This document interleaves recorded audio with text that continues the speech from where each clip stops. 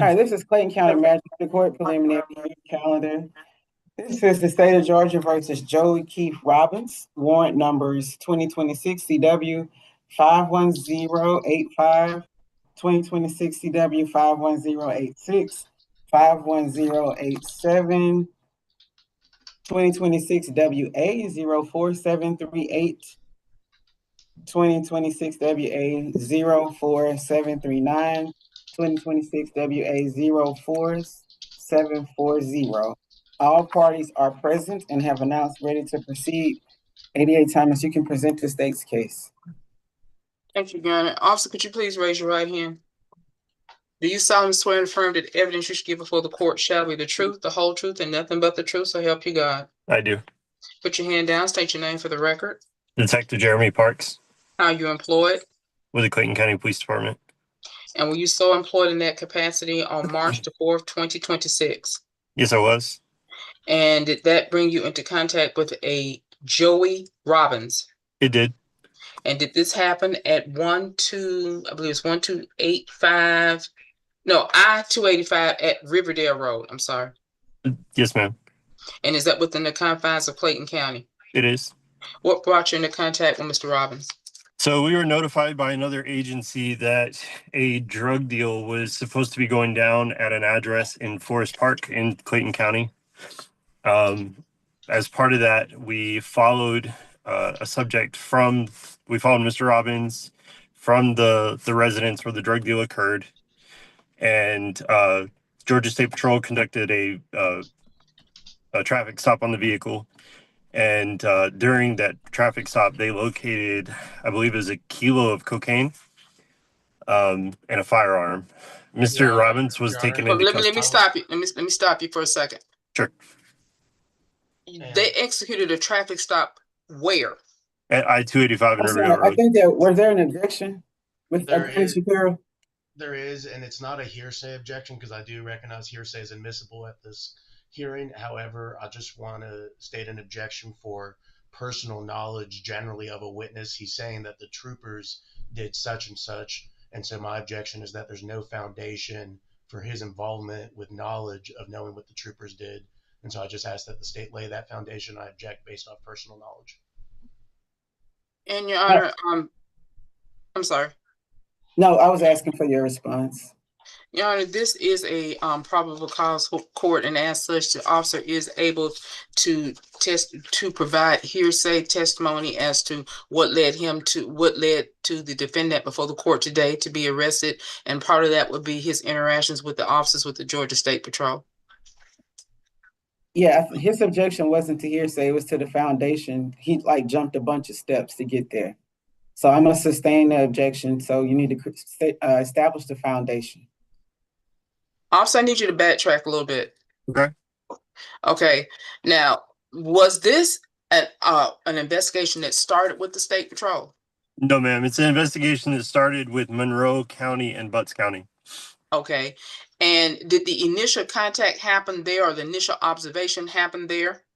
So initially, the residents and the phone calls were under surveillance by those agencies. And that's when they discovered that an unknown subject, we didn't know it at the time, was Mr. Robbins, was going to meet another subject at an address in Forest Park to conduct a drug deal. Well, hold on, officer, hold on. Sure. Yeah, it just said on my end, recording in progress. So was everything before that not recorded, or do I disregard? It wasn't recorded, but we're streaming live on YouTube where the video will live forever. So keep going. Okay. Okay, so the person that was identified in the transaction in, I believe it was Monroe County, was that person subsequently identified as the defendant before the court today? One of the people, yes. He was the subject who was meant to come pick up drugs at the location in Forest Park. So based on that information in Monroe County, was he followed or otherwise observed coming from there to here? No, so we knew that he was coming from wherever he lived. We weren't sure where he lived. Let's back up just a little bit more. How did Clayton County get involved? Because we were asked to assist by Monroe County because the drug deal was occurring in Clayton County. Oh, okay. Then based on the information that they had obtained. Correct. Okay. So based on that, I'm gonna assume you all had a lookout for this gentleman. Yes. So we knew that there was a vehicle. We knew that it was going to be a pickup truck, and it was coming to the address in Forest Park to pick up drugs and do a drug transaction. And from there, we waited until the drug transaction was complete. We have drone footage of the transaction going down, and from there, we followed the subject away from the address so as not to compromise the rest of the investigation. And independent probable cause for the traffic stop was obtained by Georgia State Patrol. And would you be aware of what that independent probable cause was? I don't have it with me. I have there's a copy of their ticket in my case file. Okay. And did you actually respond to the scene when GSP made the stop? So GSP, from what I understand, from what they told me afterwards, is they made the stop. They conducted a free air sniff with a canine. They found the kilo of cocaine in the firearm, and they placed him under arrest and brought him back to the Sector 2 precinct in Riverdale to be interviewed. And is that Sector 2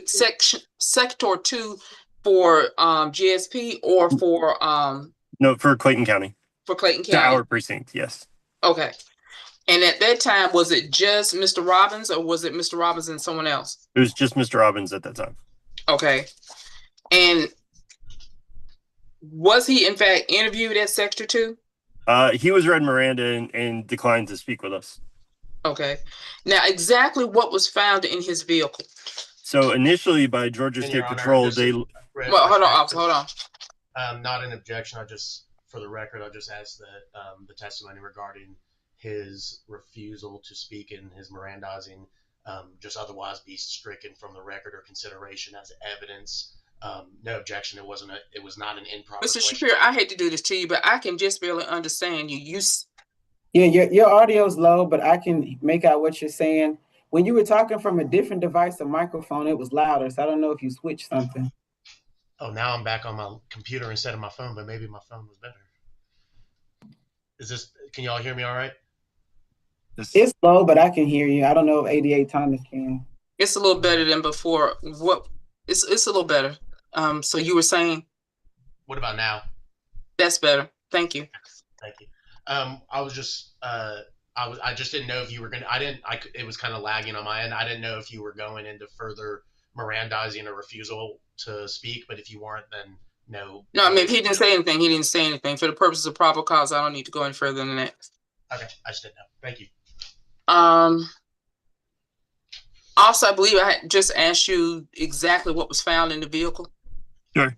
So that night, GSP located a kilo of what field tested positive for cocaine and a firearm. And then the following day, we found more. Found more where? So that night, after Mr. Robbins went to jail, there was more conversation that was electronically surveilled by Monroe County and Butts County. And it became apparent that the Georgia State Patrol had missed some narcotics that were in the vehicle. So the next day, myself and a canine officer with the Clayton County Police Department responded to the impound yard where the vehicle was and conducted a free air sniff with the canine on the vehicle. And I obtained a search warrant. And during that search warrant, I located 4 ounces of methamphetamine, some Xanax pills, and some what I believe are either Oxycontin or Percocet pills. I don't have my notes with me, so I can't tell you exactly the numbers, but there was I believe there's 160 pills, I believe, and 4 ounces of methamphetamine. And all of this was found in the truck? Yes, ma'am. It was found in a bag on the rear seat. Was there anyone else in the truck other than Mr. Robbins? No, ma'am. And was this captured or recorded in any way? Are you asking if it was on body cam? Yes, or any. I don't wear a body cam, but I don't know if GSP or the canine officer does at all. Okay. And the canine officer, was that from GSP or was that from Clayton County? The first one was with GSP from the original arrest, and then the next day, Officer Mosby with the Clayton County Police Department responded to the scene. So we got two steps of it, two searches of the vehicle. Yes, ma'am. Do you know of any? I understand the first search was done incident to the independent probable cause established by GSP. That's correct? Yes, ma'am. Well, and then a canine pre-air sniff thereafter. Okay. The second search, did you all get a warrant or anything like that? Yes, ma'am, I did. Okay.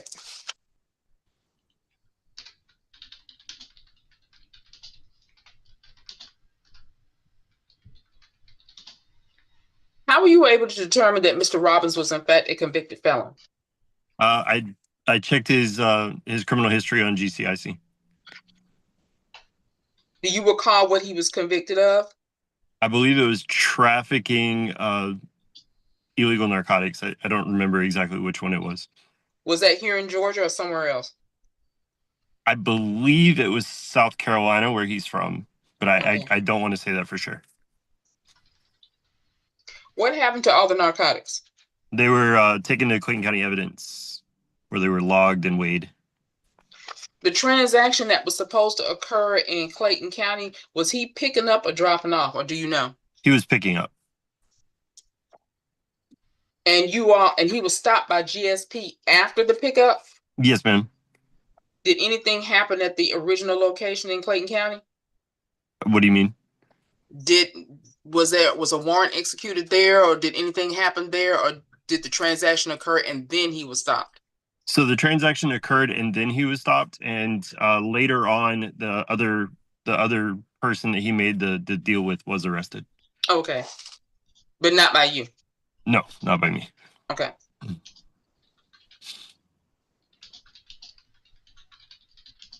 Do you recall, and I know you just listed them a few minutes ago, but I just need to make sure that we got them all covered. It was several different substances were covered from the truck, correct? Yes, ma'am.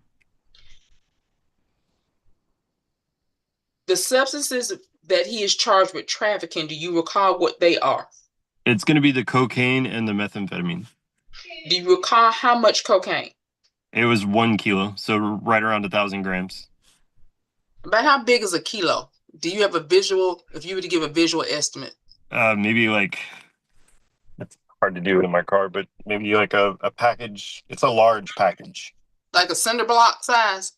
Yeah, that's pretty appropriate. Well, that's a little large, but something similar to that. Bigger than a regular brick, but a little bit smaller than a cinder block. Yes. Okay. And you said the other substance was, did you say meth?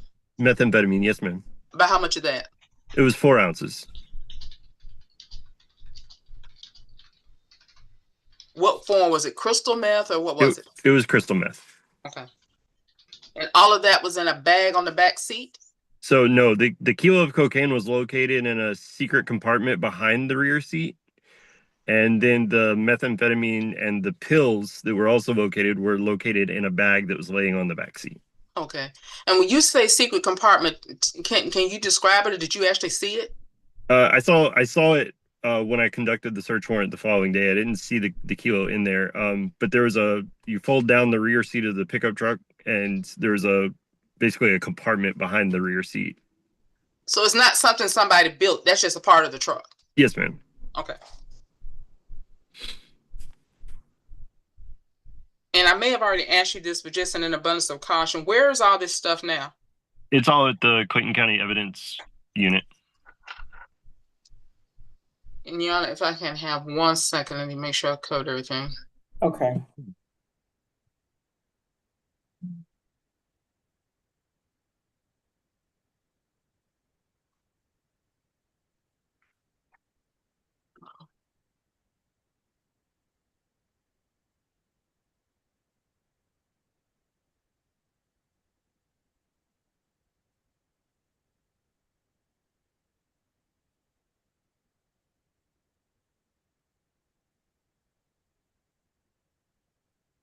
What type of weapon was recovered? It was a handgun. I don't recall the maker model. Do you recall where it was recovered? I believe it was in a bag on the front seat near on the front passenger seat. Okay.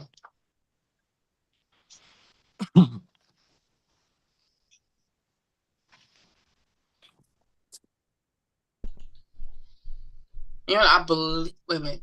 You also have in charge of dangerous drugs not in containers, is that correct? Yes, ma'am. Which substance are you referring to? That's going to be referring to the pills. They weren't in a prescription pill bottle. And what were they specifically? It was there was some Xanax and I believe it was oxycodone tablets. Were they prescribed to him? No, ma'am. How do you know? He had no prescription information in the vehicle. And they were not in the packaging? Correct. Okay.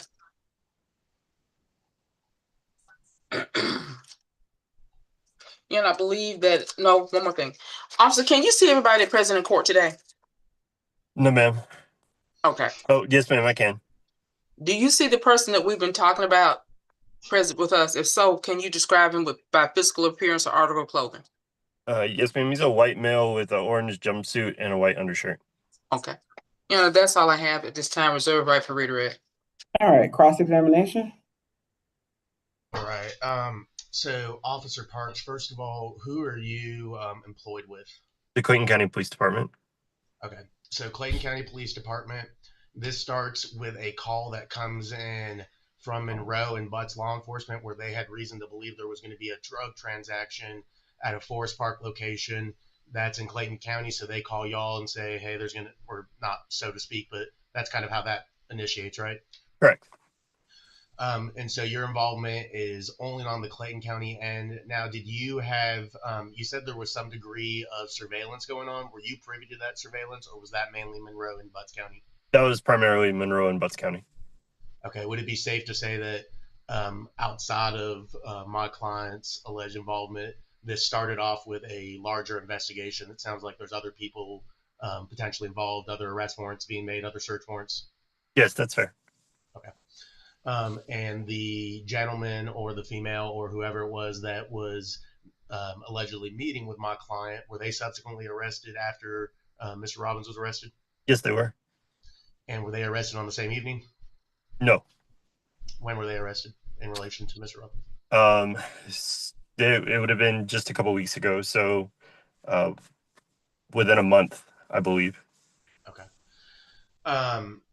And what was your understanding? So you get a call from Monroe and Butts County. They say that this unidentified subject, which later becomes the person in the pickup truck, is going to pick up drugs. Did you have any knowledge of what those drugs were going to be? No, I didn't. Okay. You just knew that there was going to be a vehicle, that it was coming to Forest Park, and it was in a pickup truck, and that y'all were waiting for the transaction to be complete? Yes, ma'am. Or yes, sir. I'm sorry. You're good. And y'all followed the subject, and that was the person that was in said pickup truck? Correct. Okay.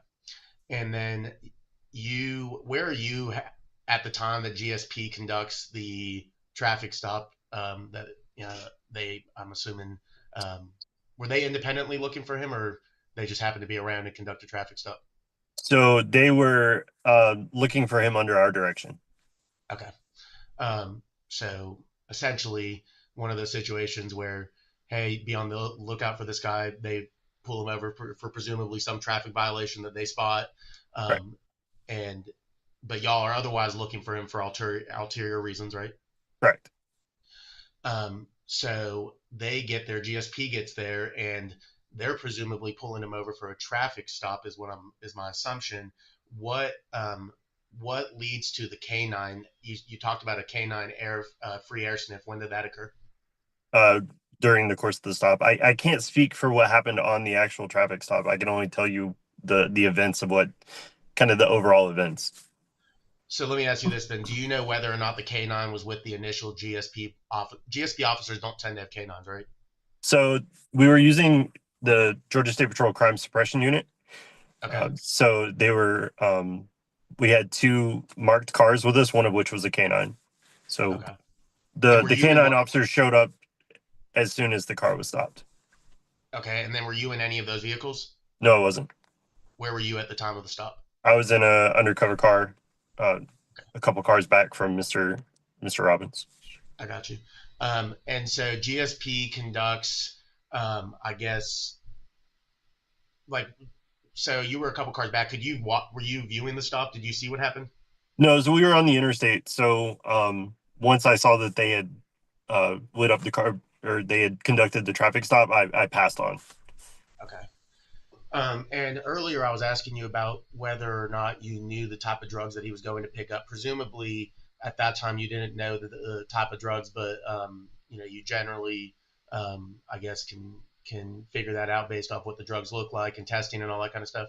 Correct. Okay. And so that's at some point where you are you, I guess, communicating with the on the field officers, with the troopers, as to what they're finding? Like, how do you ultimately find out that they found a kilo of cocaine? The officer, we were in communication with each other. So the Georgia State Patrol officer, told us that it was a successful arrest and successful narcotics seizure. And he found a kilo of cocaine where? It was in the back seat of the truck. It was behind the back seat of the truck. And while searching that back seat, he missed 4 ounces of methamphetamine? Yes, sir. So he has a flashlight, correct? I can't speak for the Georgia State Patrol officer's search. Do you have a flashlight? I do. When you search a vehicle, do you use that flashlight to search the entire vehicle? I do. Is 4 ounces of methamphetamine a little bit or a lot of it? It's a lot of it. A lot of it. And this officer, you're not sure how or why, but he did miss 4 ounces of methamphetamine. That is correct. That was not subsequently found till the next day. Correct. Okay. And where was the vehicle when it was found the next day, as opposed to where the traffic stop was conducted? So it was located. I'm sorry, I got distracted. The vehicle was towed by New Image, and it was secured on their impound lot. Okay. And it was secured on their lot. Now, y'all are doing a multi-agency investigation at this time. Is Correct. It safe to say that y'all are having to keep track of quite a bit of evidence and chains of custody and making sure everything's appropriately documented? For example, if there's a controlled buy and you have somebody that's in the vehicle who's going out to do this controlled buy, you want to make sure there's no drugs in the vehicle that they could otherwise take with them, because you're trying to track what's going on throughout the whole buy, right? You're talking about multiple things. So in this particular case, at this point, it wasn't a large-scale investigation. Our investigation was solely limited to this one situation.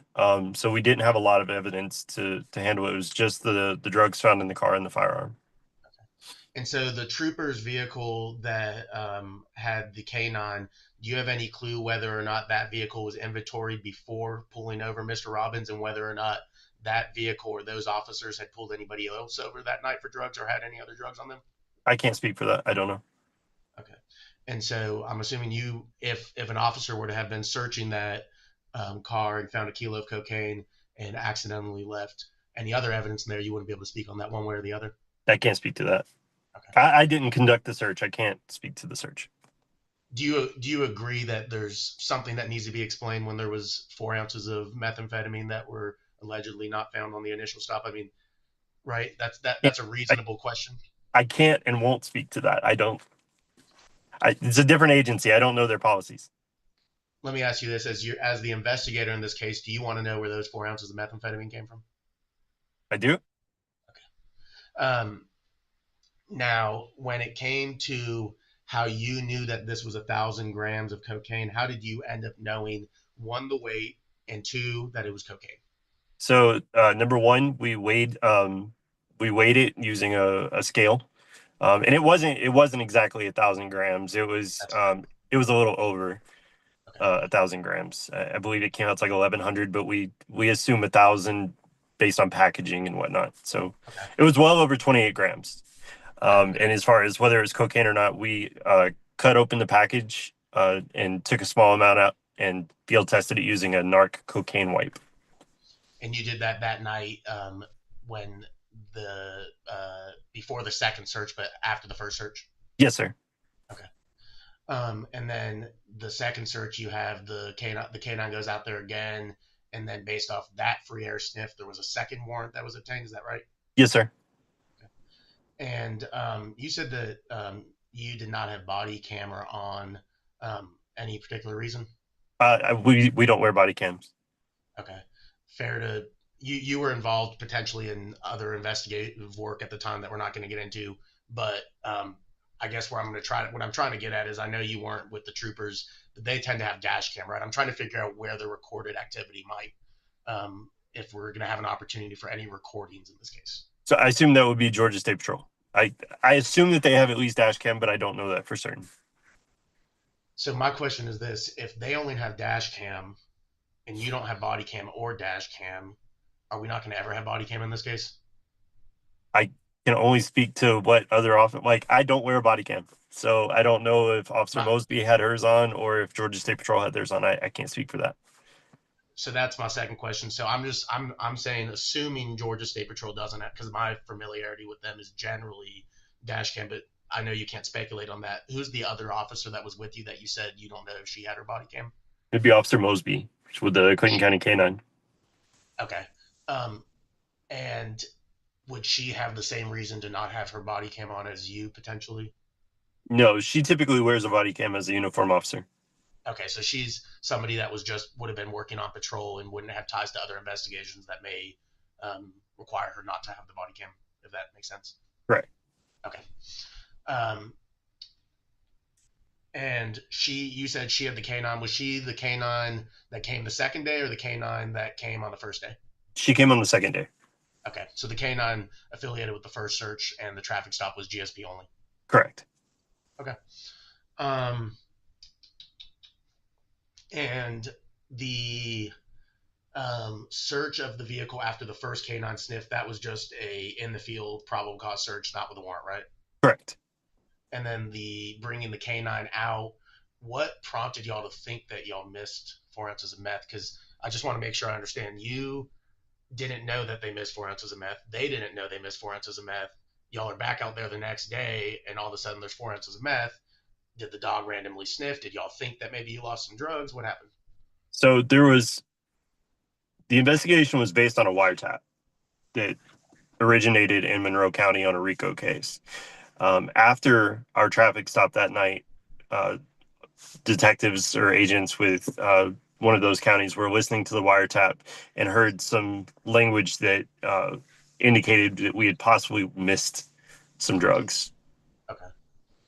And that's why a free air sniff was conducted on day 2. I guess what I'm confused about is there was something on a wiretap that you might have missed some drugs, but you found the hidden cocaine, but not the out in the open methamphetamine. I can't speak for GSP search. Let me ask you this. The person on the wiretap, well, have you listened to the wiretap? I have. Do you know and I understand that there's obviously further motions that would have to do with confidential informants. I'm not asking you to, obviously respect that.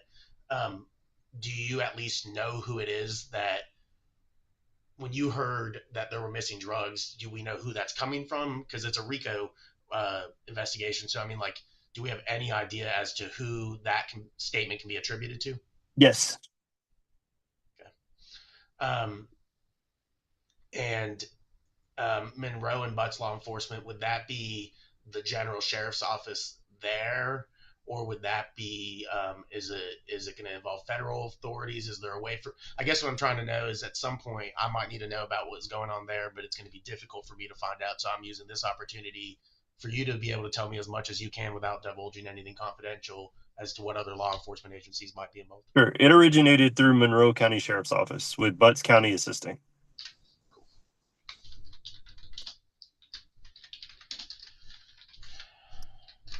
Okay. And is that where the RICO case is ongoing? Yes.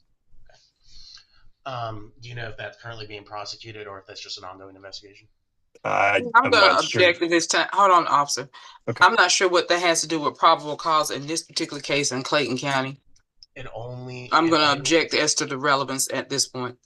the only relevance is just so that I can use this as an opportunity to know when I do open records requests in this case where I'm I looking. understand that, but that's not what. Thomas, wait, let him finish the sentence. What's the rest of the sentence? The rest of the sentence was just that by knowing what other law enforcement agencies are involved, it gives me context for because we're talking about drugs that potentially went missing. So I'm trying to understand just the full extent of the other agencies. But that was my last question about the other agencies. I know what I need to know now. Okay, all right. With that, Your Honor, I've got no further questions, and I will. The only other question I have for you, Officer Parks, is were you there when the other Clayton County officer, when she did the canine free air sniff on the second day, were you there present or just knew she was there? No, I knew she was going, but I was waiting at the office so that I could write a search warrant if necessary. Okay, thank you. All right, any follow-up? No, Your Honor, Ashley. All right, any other evidence or witnesses on behalf of the state? No, Your Honor. All right, any evidence or witnesses on behalf of the defendant? No, Your Honor. All right, Eddie Thomas? I'll reserve. All right, Attorney Shapiro? I would just like to make argument as to some of the counts. So I'll go ahead and just to make it kind of easy on the court, I will go ahead and submit on the possession of weapon during commission of a felony, possession of firearm by first offender convicted felon. And those are the only two I'll submit on. And if I believe those are the only two I'd submit on. As to the remainder of the charges, I will argue as to count 1 or the warrant 1 that I have listed, drugs involved in contraband, the possession of a Schedule III substance, the Schedule I substance, the trafficking amphetamine, so every drug offense besides the trafficking cocaine. There was no testimony beyond a mere suspicion or belief that the defendant possessed those substances. The testimony today was that he trafficked meth. There was no testimony as to how he came to believe that that was methamphetamine. There was no testimony based off his knowledge, training, and experience that it was a crystallized substance that was otherwise consistent with methamphetamine. There was no testimony that the defendant admitted to it being methamphetamine. In fact, I specifically asked the officer, how did he find out that it was cocaine? And he said that was because we tested and found out on the first day that it field tested for cocaine. That would have been the opportunity for him to then explain how he got to his conclusions on the remainder of the drug charges. The state also could have redirected him on that and opted not to. My presumption is that the other drugs may have not been tested. I don't know whether or not they were tested. All we know is that the officer had the ability to test drugs in this case, did that for the trafficking cocaine count, and that's what confirmed it was cocaine. Frankly, Officer Parks was honest about that, and I elected to ask that main question because I needed to show the court that he did have the ability to test the substances, and so I decided to pick one of the substances that and to me it made sense that he probably tested the one that they found that night because he said they opened it up and tested it, and so there is just nothing beyond a mere suspicion to that belief, and I would cite to Sutton versus State 319 Georgia Appeals 597.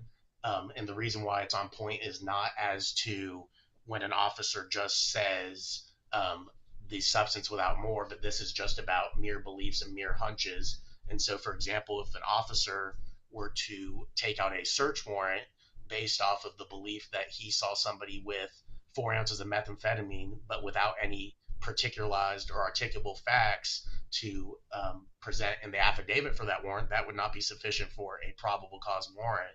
And so that would be the same standard that we would have at this hearing, that without any articulable facts beyond we found 4 ounces of methamphetamine, there is not enough to survive probable cause in any of the drug offenses beyond the cocaine offense. I do have a separate argument as to the trafficking cocaine, and that is based off of, I'm not looking at the statute at this second, but I know cocaine, I believe, does require a purity level that would have had to be testified to that was otherwise not testified to. And if I'm incorrect about that purity level requirement, I apologize. That's just my recollection of that statute, at least for possession of cocaine. I might be wrong as it comes to trafficking based off mixtures and stuff like that. So if I am wrong, then My apologies to the court.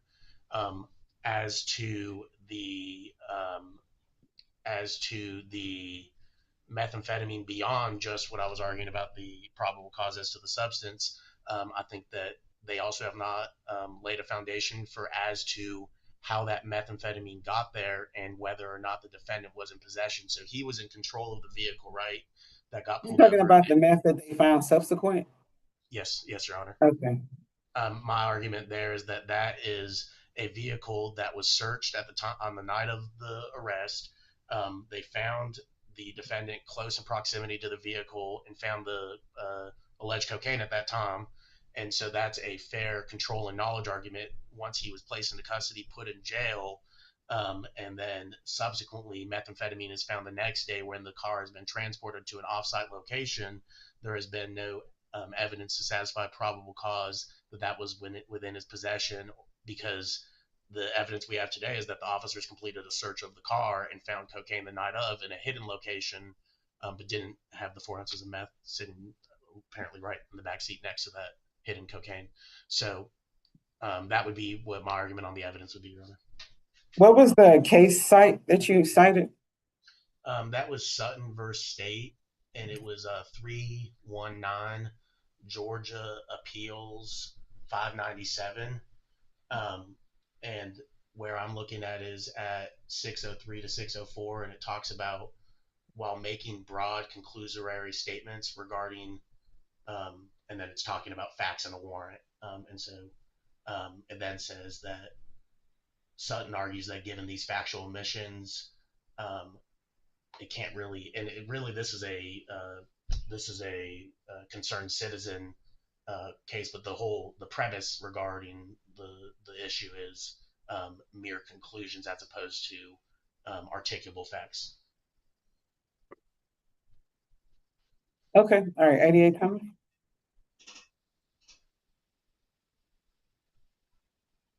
Your Honor, I understand counsel's argument, particularly when he's referring to the meth and the fact that it was found the next day. However, I will say in that regarding the impound procedure, Your Honor, there is very unlikely that anyone would have entered that vehicle subsequent to it being impounded. And something else that counsel mentioned that actually would be applicable here, the officer, well, actually counsel mentioned, I did. When I asked the officer about the cocaine itself, I asked him to describe the substances that he found, and particularly a descriptor as to the size and weight in ounces. He was able to do so, and if I'm not mistaken, one of the things that he mentioned was based on his experience, because he was saying where it's more or less the size of a talking about the cocaine, a brick, and then when he described the methamphetamine. So he was basing the description of both of those items based on his knowledge, training, and experience, Your Honor. Now, he did further explain that the cocaine itself was further field tested to confirm that it was in fact cocaine.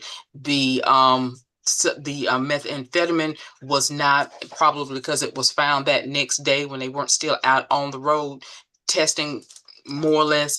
But there's nothing to indicate in any of the officers' testimony that this methamphetamine, and I think that's where counsel was going, was planted in the truck so that his client could be blamed for it.